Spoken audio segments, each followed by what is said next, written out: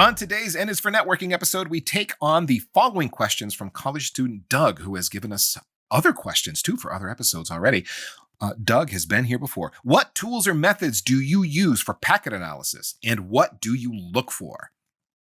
I'm Ethan Banks, along with Holly Metlitzky. I've been doing networking for decades, and Holly is pretty new to the industry, but learning ridiculously fast. And together, we deconstruct the jargon and big ideas of networking. And if you'd like to connect with us, we are on LinkedIn. So let's review Doug's question once more. He asks, what tools or methods do you use for packet analysis, and what do you look for? Okay, so Holly, I think we should start at the very beginning here. And I don't know how much experience you have with this, but I'll ask you anyway and see what you think. What is packet analysis? So packet analysis is really just a method that you use to monitor or examine data packets when they're traveling across your network. My experience with it, a little bit. I've really just touched the surface. So I'm excited to get going on this episode and learn some things as well. All right. Well, you've touched the surface of it. Does that mean you've worked with something like Wireshark, something like that, or? Yeah. So, when I say work with Wireshark, I have Wireshark and I've looked at packets. Whether I can analyze them is a whole different story. Okay. Okay.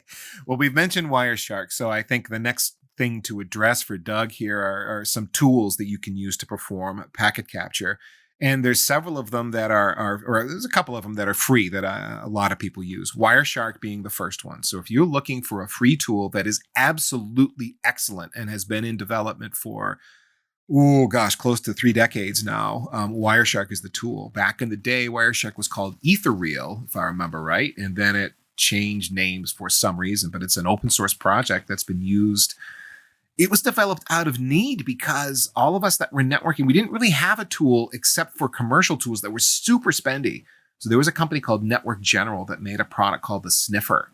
And it was this dedicated, box. It was portable, but it was like this, not portable like a laptop today. It was like this huge lunchbox sized monster that with specialized hardware in it that could do packet sniffing for you. And they're really spendy. And so a lot of times you didn't buy one. You would actually go to a consultancy and say, you guys got a sniffer? You guys got someone certified and, Network General sniffer on staff and the hardware? Can you come on? Because we got a problem. We can't figure it out. Nowadays, it's like anybody with a laptop can put Wireshark on and you can sniff packets all day. So just curious, Holly, you said, you've been able to get Wireshark going and capture packets, but you don't know about analyzing packets. When you were looking at Wireshark, was it all a bit much? What was your impression of it? My initial glance at it was, I have no idea what's going on here. It's a bunch of words, timestamps, bits and bytes all over the place. I couldn't make head or tail of it. But I was fortunate enough to actually watch somebody else analyze a packet in a troubleshooting situation. And then suddenly it all started coming together slowly.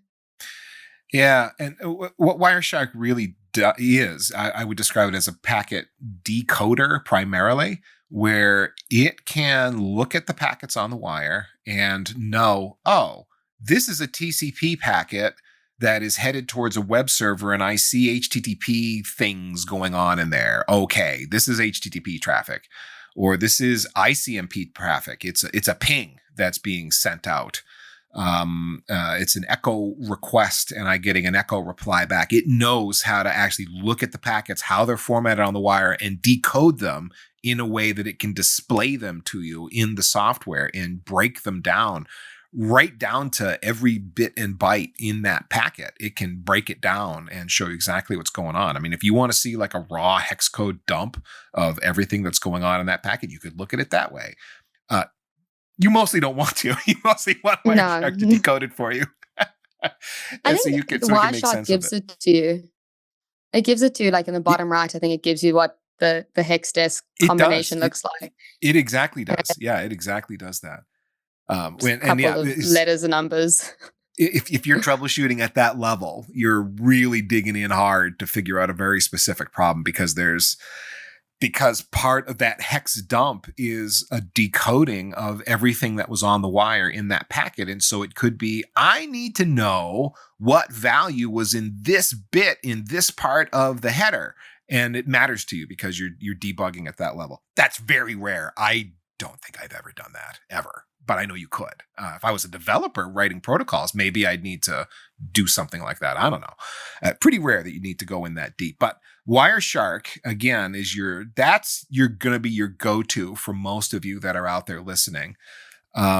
It's got a great user interface that most people get very familiar with very quickly. It's broken into thirds, how it's all broken out. You've got your packet list at the top. You've got your packet and frame decode in the middle. And then at the bottom, you got your hex dump. And I'm going from memory, so hopefully I got that about right. I think that's about right. Yeah, I'm looking at one, so looks about right to me. Okay, good. Okay. And we'll leave Wireshark there because we got other things that we need to talk about, including a couple of other tools. One of those is Tcpdump. So Wireshark's a GUI. It's a nice graphical user interface that works on Windows, works on Linux, works on Apple. Tcpdump is command line, but it does a very similar kind of thing. You can say Tcpdump, and you have to put the syntax in correctly and tell it what interface you want to monitor and what level of decoding you want it to do for you. You can have it be normal or verbose or very verbose. There's a VV setting, as I recall. And you can get a packet dump at the command line if you need to be looking at packets that way. Both Wireshark and Tcpdump will save or read PCAP files. What's a PCAP file, Holly? Have you run into this? Yeah, the packet capture file. Mm-hmm. Yep. That's all it is. It's a PCAP file. It's a standard format that most packet analyzers or packet sniffers, they're also called, can read. So Wireshark will do that for you. Tcpdump will do that for you. Be able to save to or read a packet capture file. Now, there are a ton of commercial tools in this space as well, Holly. And rather than walk through what all the tools are, because there's so many, I thought I'd just summarize for us why you might want a commercial tool that's not just Wireshark. And I will say a lot of these are spendy, dedicated appliances. It's a serious thing you got to budget some money to, because they got serious hardware in there to do what they do. And the reason you need serious hardware is because capturing packets at wire speed and writing to disk without falling behind with new packets coming in is a hard thing. You need a serious piece of gear to be able to do that. Because, I mean, Holly, the most common interfaces you're dealing with in the data center now are what speeds? Gosh, I mean, you're looking 400 gig plus. Yep, you're dealing with 400. Now 800 gig is out. Yeah, 100 gig is certainly soon. really common now. And so how do you, if that pipe, let's say it's a 400 gig pipe, is full of data, and you are trying to capture that traffic and save it to disk being usually the slower part of that equation. How do you do it?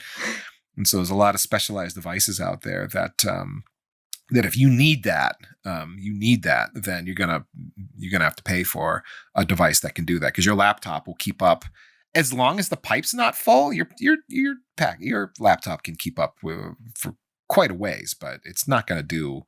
Even if there was such a thing as a 400 gigabit per second interface for your laptop, there isn't, as far as I can think of. No. You have quite the machine to be able to pull it off. Anyway.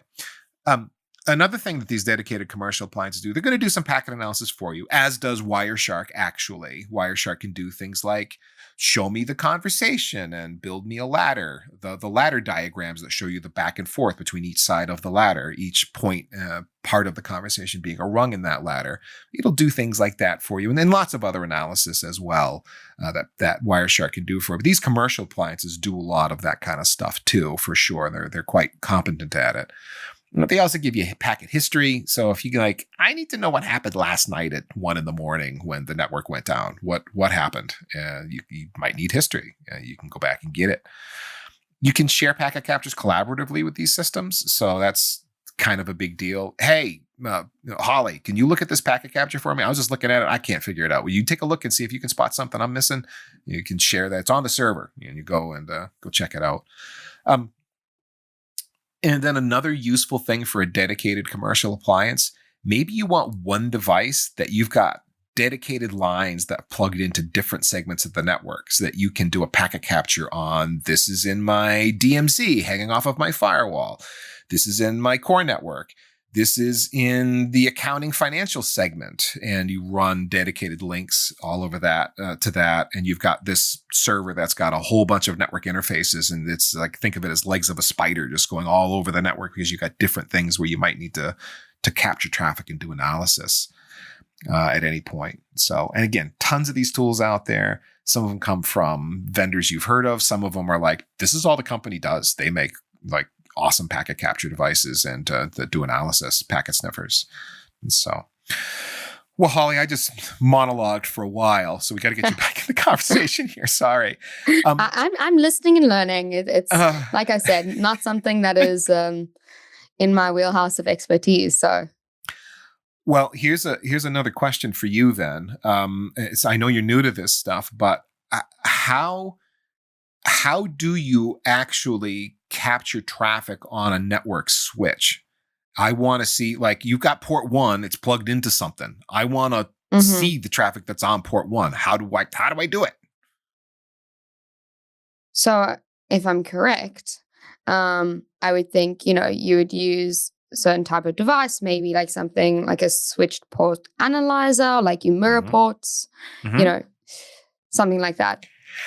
Okay. So let's dig into what this is. You're right. If you pulled that from somewhere, she pulled it from our notes. We're looking at them together right now. It's a little secret behind the scenes. So a switch port analyzer port on a switch, or also known as a mirror port, Holly. This is, hey, port 24 on the switch that's not being used for anything. I'm going to plug my laptop in with Wireshark into it, and I'm going to configure the switch to mirror traffic that's on port 1, which has got that thing in it that I really want to see the traffic from. And we're going to mirror a copy of it over to port 24, where I just plugged Wireshark into. And that's called a span port in Cisco language. I don't know if all vendors call it a span port, but span as in switch port analyzer, or commonly called a mirror port. I'm going to mirror traffic from one port to another port, and I'm going to look at the traffic that's been copied or mirrored over and watch it in my switch port analyzer. So that's the most common way. And you'll see span. There's also something called RSpan, remote span. So you can actually copy traffic out of the switch to a different destination. And then there's something called ER span, encapsulated remote span, where you can actually have that span traffic go through routed segments, if I remember. It's been a long time since I've configured an ER span, but in other words, there's a bunch of ways to copy traffic, either from one port in a switch to another port in a switch, or to a different switch altogether, somewhere else in your network. There's all these tools. And there's also things like an inline network tap. So this is common with fiber, Holly. So, I mean, if you imagine with fiber, it's like, well, how do I tap into that thing? Well, there's a network tap will have, you stick it in the middle of a fiber link that you want to capture the traffic from. It's got a port that goes in and a port that goes out, and then a port off to the side. And you can plug your packet sniffer in off to the side, and then now you're getting a copy of everything. You've tapped into the network, if you will. So like maple syrup up here in New England, they tap all the trees and they hit a common. I don't know that that's a perfect analogy. Anyway, it's just I like maple syrup. Sense. What can I say? And so going back for Doug here, he asked about methods. Like what are your methods? Well, you need a span port, you need a mirror port. That's going to be the most common thing. If you're fancy, you're using an inline network tap. So that's how you're going to get traffic from wherever it is into your Wireshark on your laptop. All right, but what's the next problem, Holly? Like if you just plug Wireshark in, or even if you're not on a span port, you just like listen to the network. What happens as soon as you turn Wireshark on and start capturing? You're going to get absolutely everything coming through. That's right. And that's a lot. You're going to get bombed. My home network, okay? My home network, which is, I got a lot of IoT stuff in the house because I like automation a little bit. So I got a lot of lights and plugs and things that are lit up. I've got like everybody, a smart TV and laptops and iPads and all that kind of stuff.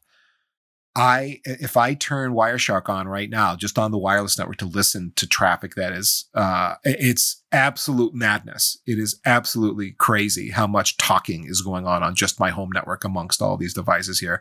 Things announcing themselves, broadcasting, "Hey, I'm here and I got this service to offer. I'm a printer and I do this," and on and on and on. It's an endless racket. So the next question, Holly, is then if I want to. That's too much information in Wireshark for me to handle. How do I deal with that? Well, now you need to, like anything else, filter it down to try and find what you're actually looking for. If you know kind of what you're filtering on, hopefully. And in Wireshark, at least last I knew, it's been a bit since I've looked at this, but there's two kinds of filters. There's a display filter where you've captured 100,000 packets, and now you want to filter through those 100,000 packets. Show me only the HTTP packet. Show me only, whatever it is you're looking for, the ICMP packets. You can write filters on that. Show me only the conversation between this IP address and this IP address. There's all kinds of filters like that. A display filter that you can write. But there are also capture filters. So if the display filter filters everything you captured and just strips out, now, okay, here's 1,000 packets I can start working through as opposed to 100,000. A capture filter is going to filter off what is actually captured by Wireshark. Wireshark will ignore things that don't match the filter, and if as long as you match the filter, then it'll send it into your display, and you could filter further from there if you wanted.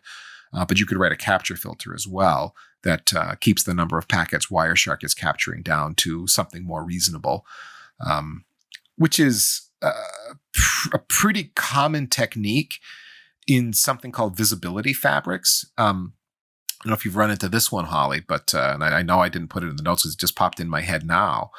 But visibility fabrics are exotic switches that can look at traffic coming in from your network and then route it to a specific tool for analysis. Like maybe you care about intrusion detection and prevention, and so you want to route traffic to your IDS IPS box.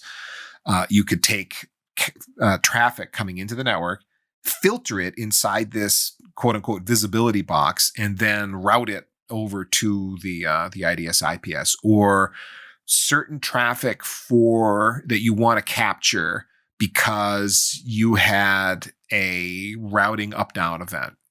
Your OSPF neighbor adjacency fell over, which triggered a log entry, and that triggered an automation that says, I want to capture traffic from somewhere now, or something like that. You can control with in that visibility fabric device and write exotic filters that filter stuff before it ever even gets to Wireshark. So I went hard on filters. Okay, I should stop now. Now, when you opened up Wireshark, Holly, and you started looking at the packets and things that were in there, were you looking for anything specific or just trying to kind of get your head around Wireshark? Initially, just trying to understand, like what a packet looks like, what a normal packet looks like, so that perhaps one day if I come across something that looks different, what is the difference between those two? And just trying to understand, what's coming through, what's the information, and what can I get out of it, really. Yeah, and everybody that's listening should do exactly that, because Wireshark costs you nothing. So do that. Yeah. Actually, download Wireshark, get it working with your laptop, and run a capture, and then it'll take just a few seconds, and you'll have hundreds or thousands of packets. Start browsing through the list, see what's in there. What is the normal baseline of traffic you see on your network? What does a packet look like? Just pick one, anyone, doesn't matter. And then look at it in the decoder in the middle window and go, oh, this is the Ethernet part. This is the IP part. It breaks it all down for you. Wireshark does. It decodes it in a way. It's like, oh, this part is this part, and this is the Ethernet frame header part, and this is the IP packet header part. And every field in there is broken down for you. And it tells you like, this is a TCP packet with the ACK flag set, for example. Yeah. And that may mean nothing to you now, but as you learn more and more, those things will become more and more meaningful. And another way to put it is it organizes a packet for you. It Yeah. makes it more sane. So what we're trying to answer Doug's question here is, what do you look for? So I think what Doug's really getting at is like a troubleshooting kind of exercise. So step one, Yes. what Holly and I were just talking about, open up Wireshark and just start playing with it, see what you can make sense of. But I'll talk from my experience, Holly, using Wireshark in anger, as I would say, because I'm trying to fix something's broke. I'm trying to figure out Yeah. something because it's something broken. We need help figuring it out. Um, if I'm in Wireshark trying to troubleshoot a problem, it's because everything else failed me. I couldn't figure it out any other way. It's like, for me, it's a last resort. Some people love packet analysis and it's their go-to, but for me, it's like, usually you can solve it at a higher level. If I got to solve it looking at the packets, it's like, okay, something's badly, broken here, and are so obscure, so hard to get our heads around it's my last resort tool. Nothing wrong with it. Some people love it. It's their go-to. Not for me. I would rather look at logs. I would rather look at other more obvious indicators of what the problem might be. Mm. And so where I've often ended up having to use a packet sniffer, Wireshark, to solve a problem is because someone comes to me with a network is slow complaint. That happens. The network is slow. Yep. Or that's their perception, is the network is slow. It's like, okay. Now you could look at that adversarially and go like, it's not the network, and just be like angry about it. I got over that after a while. It's like, okay, they think the network's slow. Maybe the network's slow. I don't know. Let's figure it out. Let's see what's going on. And if I didn't have any indication on my network management system that there was something slow, I didn't have any other complaints or other problems, I'd be like, well, it's probably not the network, but let's look and see what we can figure out. Well, okay, you say the network is slow. What are you experiencing? Well, when I use this application, I go in the browser and I do this and I click this, and it just takes forever to get an answer back. It's like 3 seconds. Like, okay, that is slow. All right, let's see what we can figure out. And so I would end up narrowing down the scope of the problem. It's you using this application from your desk in the office to a server that is in the cloud or wherever it is. It's downstairs in the data center. It's across the WAN somewhere. Okay. Now, what is the packet capture going to bring me? Trying to figure out where the slowness is, and actually monitoring a conversation between the client and the server, and seeing what the timelines are. Did the packet going from the client make it to the server in a timely fashion? Whatever a timely fashion is, should be milliseconds, or depending, maybe it's tenths of a second, whatever. You got to figure out what normal is, and go from there. I actually have a question there. So, I've decided before this episode, I know we're doing packet capture, so I found myself a packet, downloaded it off of a platform, so I know what the issue is. But you're talking about, like, did the packet arrive at the destination? So I'm looking at Wireshark, and like one of the screens says like arrival time. Can I assume, based on the fact that there's an arrival time, that packet made it to its destination? Or would you recommend digging a little further to go through, each part of the analysis to make sure that arrival time, like, what does that refer to? If it's a TCP, if it's a TCP connection and it's getting an ACK back, an acknowledgement back, it should be knowing all of those things. Yes. And you can count on that if it's telling you that. But what you'd be looking for if you were doing it, you want the tool to tell you as much as possible without you having to dig through. Because other than that, it's a manual process. You're doing multiple captures. You're going, okay, I sent it here because I have a sniffer here on the client end, and I've got another sniffer plugged in, or at least I've got another port plugged in on the server end, and I can see the transit time because I saw the packet leave on the one sniffer and I saw the packet arrive on the other sniffer. What's the time differential? And then you're assuming you've got good. Also, a case for NTP, you need to be very sure that you've got time synchronized everywhere and your timestamps are correct. But you'd be looking for slow performance. If you've got a system telling you, because it's smart enough to do the decodes and the analysis to be able to tell you, oh, arrival time should have been X, then yes, you should be able to count on that. Another thing to be thinking about when you're troubleshooting these things is that the transaction that you're measuring is more complicated than your web browser going to a web server, because the web server has other systems it interacts with to be able to return the page to you that you've requested. So you say, hey, web server, give me this page, or whatever the resource is that you're looking for, a page most commonly, right? And to make that page, it could be that the web server needs to talk to a database to retrieve the contents of that page, perhaps, or to do a query to build the page dynamically and then serve it up to you. And so it could be that the database server that contains all that information that builds each web page is slow and has a problem. And this is a kind of a problem that I've run into before, where you have to diagnose each member of the stack along the way. I worked in an environment where to get to the data you actually needed to get to, you had to come in from the internet, make it through an edge router and an access list, make it through a firewall, then make it through a reverse proxy server, then make it through a second firewall. Then you would hit a load balancer, and then you would hit a pool member with a web server on it that would then hit another load balancer that would then hit a database server on the back end behind it. That was the chain of devices that the transaction had to flow through and then be returned back through that entire application stack. And there's a lot of applications that can be complicated like that. In a modern environment, you've got microservices scattered across a Kubernetes cluster, living in the cloud maybe. And so there's all these devices that you might have to go through a variety of cloud constructs. You've got to hit a load balancer and a VPC, and there's access list rules along the way. And there's a million ways you could have configured your networking up in the cloud that complicate all of this to figure out this stuff. And there are packet sniffers dedicated to helping you troubleshoot what's going on in the cloud, for example. So where the packet sniffers help you then is just, are packets making it at all? If they're making it, are they making it in a timely fashion? I'm looking for that. If they're not making it in a timely fashion, can you figure out where in the chain of devices the traffic flows through, where things are getting slow? Yeah. So that's a lot of stuff, but things that have helped me kind of pin down exactly where a problem might be.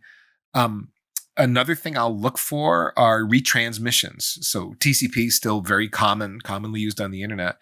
Am I seeing a lot of retransmissions? And if you look at a Wireshark conversation, it's going to flag retransmissions. This segment was sent, or this packet was sent, and I had to send it again.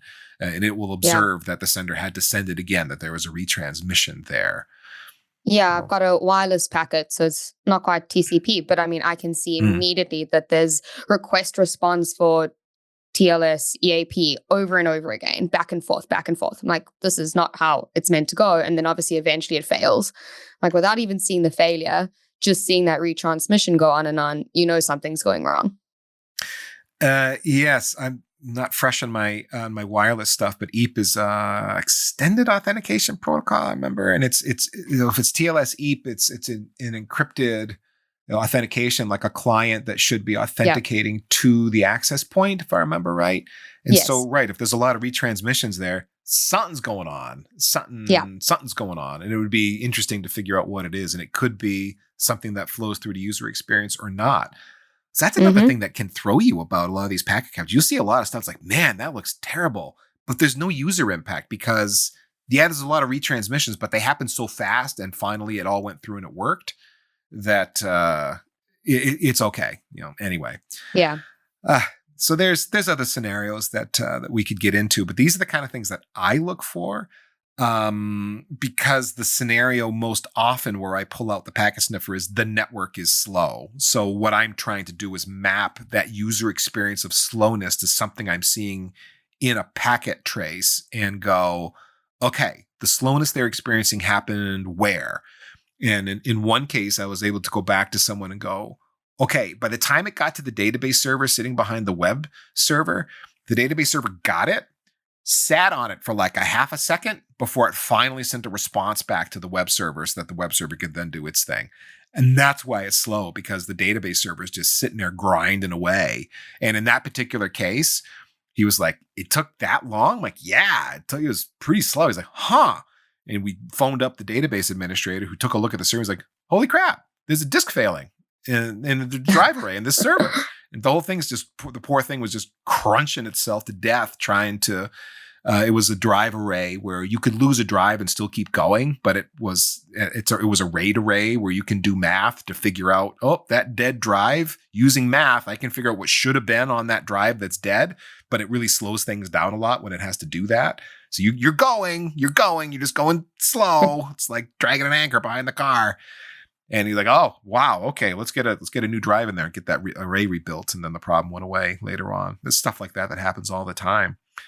I just encourage everyone that's listening, if you're a network person and it always feels adversarial. Why is the network slow? What did you guys change on the network?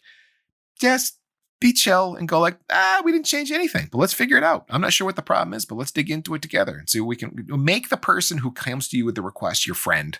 You're not your adversary, not your enemy, but turn him into your buddy and go, I don't think we changed anything, but honestly, I'm not sure what the problem is, but we can figure it out. We got the tools. Let's dig into it and see what we can figure out. That's a tough ask when the network gets blamed for everything, you know? So you're doing a huge upgrade on your laptop, but it's the network that's the problem, but your CPU is totally full and your laptop's overheating. But no, network's the problem. So yeah, it's a thing that takes time too, because you need to build trust with the person so that they know you're not just going to throw the football back over the wall to them and go, yeah, not my problem, your problem. You jerk. But if you make it that, hey, we're on the same team, we work for the same company, we work with the same IT group, let's work together and figure this out and make them your friend, then it's a good thing. Okay, some closing thoughts here on if you're interested in packet analysis and getting into it more. We mentioned Wireshark. There is a conference for Wireshark called SharkFest that happens at least annually, I think usually on the East Coast of the US. If you really love packet analysis and want to get some hands-on education and training, SharkFest is for you. It's not a free thing by any means, but check it out. There is a person called Laura Chappell. Chappell? I don't know how I pronounce Laura's last name, honestly. But Laura Chappell, Chappell. She has a site called Chappell University. Wireshark training, that is her thing. And she has blog posts that are for free that you can subscribe to her blog, and she'll teach you tips and tricks about Wireshark. She's awesome.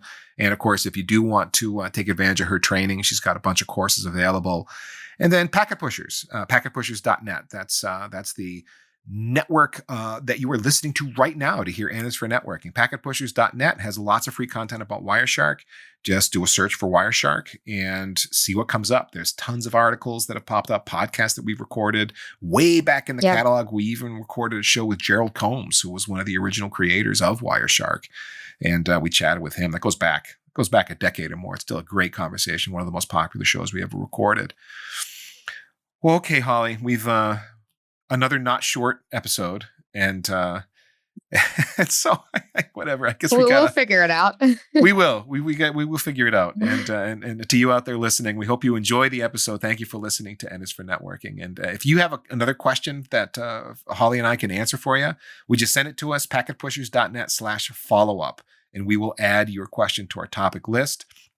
You can check out all the other podcasts from Packet Pushers by searching for Packet Pushers anywhere you get your podcasts. We've got a dozen shows covering networking, security, wireless, DevOps, and leadership, and it's all free for you. Subscribe to what appeals to you and let other people know that Packet Pushers exist. We'd really appreciate that. I have been Ethan Banks, along with Holly Metlitzky. You can find us on LinkedIn or the Packet Pushers community Slack group. And just remember, networking isn't hard. Other people figured it out, so you can too.